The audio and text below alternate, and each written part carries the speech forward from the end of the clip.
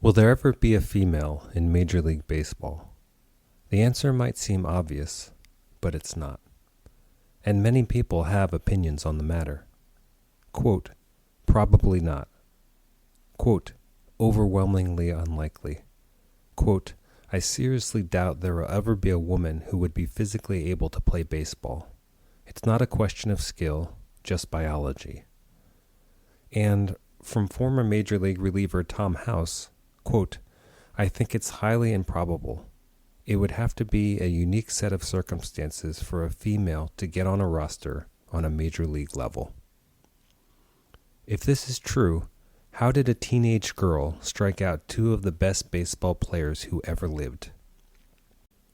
On today's show, I'll explore the reasons why there has not been a female at the highest level of baseball, and the factors involved in a female making it to the big leagues. And by the end of this episode, I'll be asking a completely different question.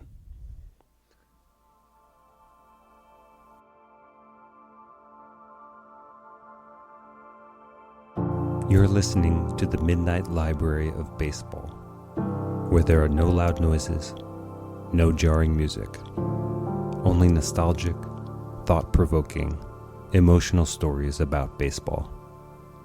I'm Ben Orlando.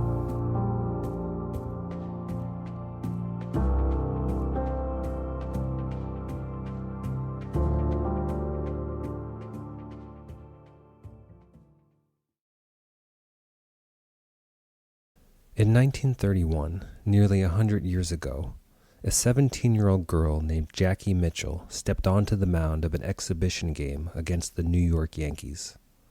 Mitchell struck out Babe Ruth and followed this unlikely feat by striking out Lou Gehrig.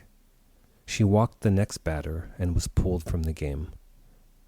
In achieving such a task, you'd think celebration was in order, praise, reward. For Jackie Mitchell, striking out two of the greatest players who ever lived was the beginning of the end of her baseball career. But if we step back for a moment, how could a teenage girl strike out two of the best players in baseball history? First, it's important to highlight just how good these two players were. Lou Gehrig finished the 1931 season with 46 home runs and 186 RBIs. In Major League history, Gehrig's 186 runs batted in are second only to Hack Wilson, who drove in 191 the year before. Gehrig also hit for .346 batting average, good enough for first place in most seasons. Then there's Gehrig's teammate, Babe Ruth, who hit 46 home runs and drove in 162 RBIs. Oh, and Ruth hit .373 that season. Another incredible feat.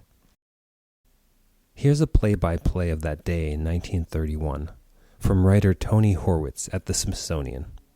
Quote, first up was Ruth, who tipped his hat at the girl on the mound and assumed an easy batting stance. Mitchell went into her motion, winding her left arm as if she were turning a coffee grinder. Then, with a sidearm delivery, she threw her trademark sinker, a pitch known then as the drop. Ruth let it pass for a ball. At Mitchell's second offering, Ruth swung and missed the ball by a foot. He missed the next one, too, and asked the umpire to inspect the ball. Then, with the count 1-2, Ruth watched as Mitchell's pitch caught the outside corner for a called strike 3. Flinging his bat down in disgust, he retreated to the dugout. Next to the plate was Gehrig, who would bat .341 in 1931 and tie Ruth for the league lead in homers. He swung at and missed 3 straight pitches. But Mitchell walked the next batter, Tony Lazzeri, and the Lookouts manager pulled her from the game, which the Yankees went on to win 14-4. End quote. So how did 17-year-old Jackie Mitchell strike out two of the best players, having two of the best seasons in Major League history? Well, many people believe she didn't. That is, many believe Jackie Mitchell was part of a scam, a publicity stunt, and that Babe Ruth and Lou Gehrig were in on it and struck out on purpose. Many pundits and experts then and after thought it too much of a stretch for a teenage girl to legitimately strike out two of the best players in the game. After all, women didn't play professional baseball. No one in these games mentions Mitchell's velocity, but baseball historian John Thorne said of Mitchell that she, quote, couldn't break a pane of glass, end quote. There's also the fact that this was an exhibition game, not really much at stake, and the Lookout's owner, Joe Engel, was known to drum up publicity however he could. For instance, Engel once traded one of his players for a turkey, which he prepared and served to sports reporters. Also, the idea of a girl striking out Ruth and Gehrig would have been laughable, a real hoot. For evidence, we just have to look at some of the write-ups before the game. According to one columnist, quote, the curves won't be all on the ball when pretty Jackie Mitchell takes the mound, end quote.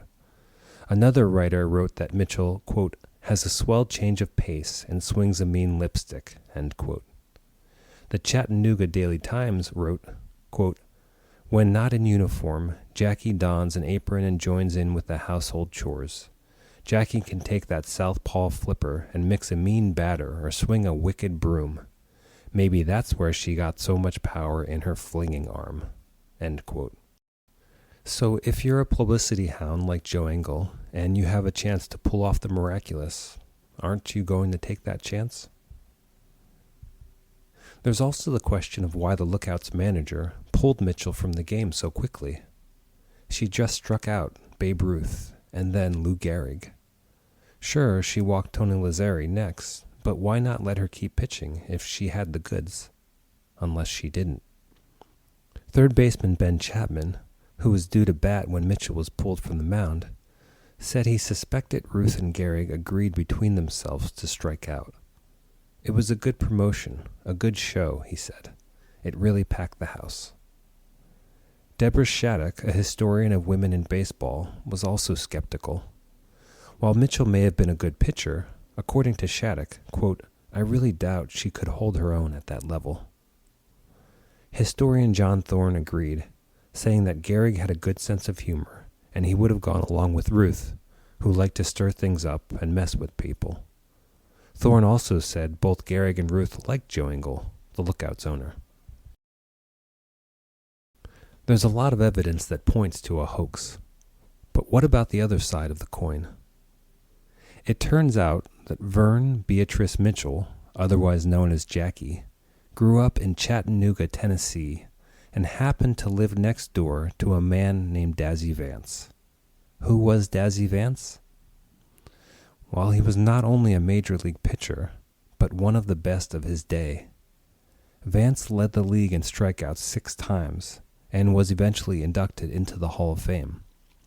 And Vance supposedly taught Jackie Mitchell the sinker, which was known as the drop ball at the time. Leslie Heafy, an associate professor of sports history at Kent State University, believed that Mitchell could have struck out Ruth and Gehrig. She said, quote, think about a pitcher coming in they've never seen before. She's a lefty with a very deceptive pitch from all accounts, end quote. Along these same lines, Tim Wiles, Hall of Fame research director, said, quote, much of batting has to do with timing and familiarity with the pitcher, and everything about Jackie Mitchell was unfamiliar to Ruth and Gehrig, end quote. Wiles also agreed with Heafy about the lefty-facing-lefty matchup in Mitchell's favor, and he pointed out Ruth's proclivity for striking out. After all, Ruth led the league in strikeouts 5 times. And Wiles raised another good point, which is the male ego. If we look at the manager of the Lookouts, pulling Jackie Mitchell after only 3 batters, it might seem like he's afraid her true colors will come out.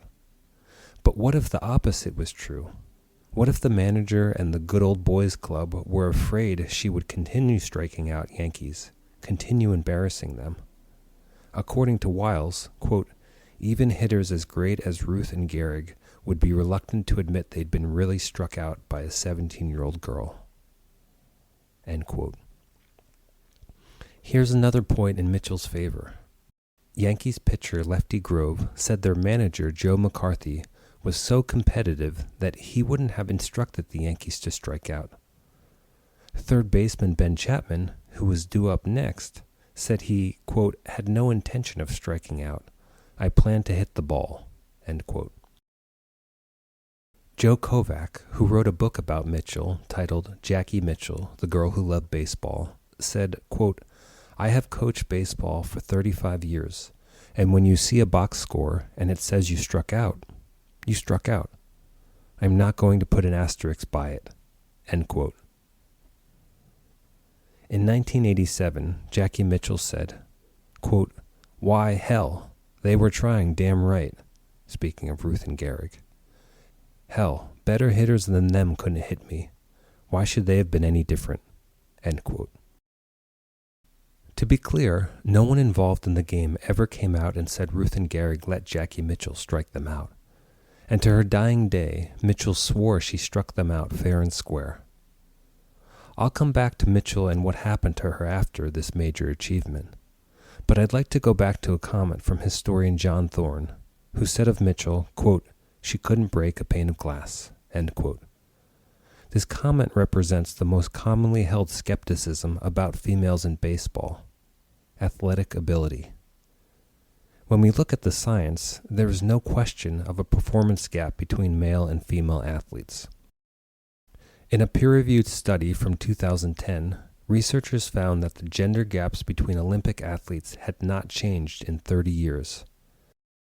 For the study, researchers looked at the top 10 performers, male and female, in 82 events. The gender gaps ranged from 5.5% in swimming to 36.8% in weightlifting. This means that on average, the men's times were 5.5% better in swimming compared to their top female counterparts, and that discrepancy rose to 36.8% in weightlifting. Running, specifically, is viewed as extremely important in recruiting baseball players. According to Justine Siegel, founder of Baseball for All, quote, most players don't get looked at if they can't run, so that would count out most women from the beginning, end quote. In an article written for the Hardball Times, Bradley Woodrum looked at the top male and female sprinters in NCAA events, and he found that the top female in the 60-yard dash was still slower than the 500th best male time. So when scouts are looking for foot speed, this is a major obstacle to gaining entrance into the majors. But perhaps the most relevant physical gap is the overhand throw. Jerry Thomas, Dean of the College of Education at the University of North Texas, conducted research into male and female overhand throwing. Thomas found that, quote, nearly every boy by age 15 throws better than the best girl, end quote. But the problem, Thomas said, was not purely biological or linked to testosterone, which is the case with speed and power. The problem, he said, is rotation. From journalist Tamar Haspel, quote, the power in an overhand throw and in a golf swing, a tennis serve, or baseball swing comes from the separate turning of hips and shoulders. The hips rotate forward and the body opens, and then the shoulders snap around. Women tend to rotate their hips and shoulders together, and even expert women throwers don't get the differential that men get, end quote. Except this isn't biological, according to Jerry Thomas. It's neurological, a mind-body process that can be rewired. More effective rotation style can be taught, and is being taught. But let's return to some of these deal-breaker gender gaps that could prevent females from entering the major leagues, like running. The fastest women are going to be slower than the men in the middle of the pack. This is true. However, as journalist Greg Simons argued, baseball is a game of specialization, and, quote, Bartolo Colon and David Wells have succeeded despite having the physiques of couch potatoes, and Tim Collins has been getting people out as a member of the Royals bullpen for the last 3 seasons, in spite of his listed size of 5'7" and 165 pounds, end quote. And what Simon says about pitchers is also true with hitters. Look at Daniel Vogelbach or Miguel Cabrera or Giancarlo Stanton, probably the slowest man in the league. These players still have value despite their turtle-like mobility. Then there's the issue of power. Power hitters certainly attract a great deal of the spotlight, but if you can consistently get a hit, power doesn't matter. And if hitting the ball is about reaction time, the best males and females are nearly equal. Matt Lyle, who's coached professionals in baseball and softball, found the average fastball in softball to be around 64 miles per hour, with the average fastball in baseball around 92 miles per hour. However, the distance between the pitching mound is very different in softball and baseball. For baseball, the distance is 60 feet 6 inches. For softball, the distance is 43 feet, which means adjusting for the distance to the plate, the reaction time for a major league hitter is 0.4 seconds, and the reaction time for a softball hitter is 0.405 seconds. This is a difference of only 5 milliseconds, and we're looking at the average. For both baseball and softball, pitchers can throw fastballs faster, and hitters can hit those pitches. So there's clearly a window where female players can react fast enough to major league fastballs. And again, you don't need home runs to get on base, to score runs or drive in runs. And if you can get a hit through the gap or into the outfield, you don't need to be as fast as Ronald Acuna Jr. You just need to be fast enough to get on base. But this is from the hitter's standpoint. What about for a pitcher?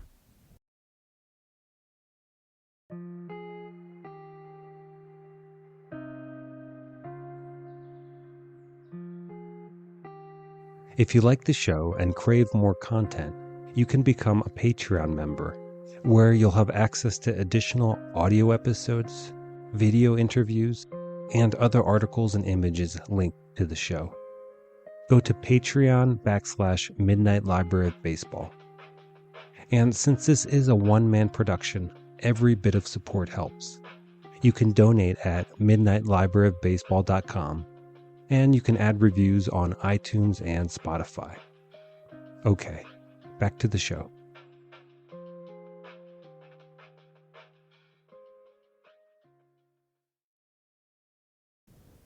Recently, 18-year-old Australian Genevieve Beacom threw an 84-mile-per-hour fastball.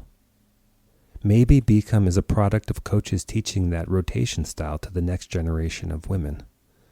But even if Beacom is an exception, there is still the option, as Greg Simons pointed out, to specialize. We did a previous episode on the knuckleball, which is a pitch that requires extreme skill, but not power. And when we returned to 17-year-old Jackie Mitchell, who struck out Babe Ruth and Lou Gehrig, one of the explanations for how she could do so was the speed differential. Major league players get used to the ball arriving at the plate within a certain window of time. And what might seem like an easy pitch to hit turns out to be actually very difficult, because their bodies and brains are calibrated to react so quickly. And if we return to this idea of specializing, major league batters have specialized to hit a ball between 80 and 100 miles per hour. Journalist Bill Shaken thinks that the knuckleball could be an excellent weapon to disrupt a major league hitter's timing. And history has proved Shaken right. Major league hitters hate hitting the knuckleball. All-star John Kruk said of hitting the knuckleball, quote, "I'd rather cut off my leg than deal with that all day," end quote. And from Dick Allen, quote, "I never worry about it. I just take my 3 swings and go sit on the bench. I'm afraid if I ever think about hitting it, I'll mess up my swing for life," end quote. When it comes to females in Major League Baseball, many think the knuckleball is the ticket. But there's more than biology getting in the way. According to authors Fredericks and Eccles, parents encourage their boys to play sports much more than girls.